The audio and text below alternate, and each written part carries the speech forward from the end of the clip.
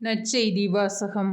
போலி இறைவாக்கினர்களை அவர்களுடைய செயல்களைக் கொண்டே இனம் கண்டு கொள்வீர்கள். மத்தேயு எழுதிய தூய நற்செய்தியிலிருந்து வாசகம்.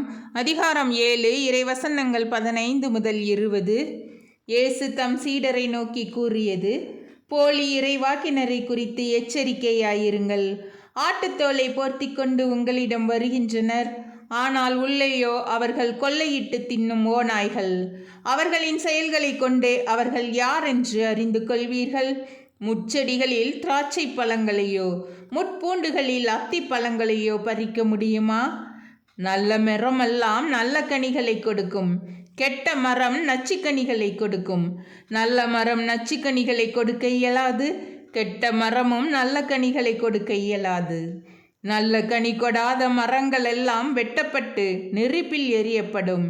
இவ்வாறு போலி இறைவாக்கினர் யாரென அவர்களுடைய செயல்களைக் கொண்டே இனம் கண்டு கொள்வீர்கள்.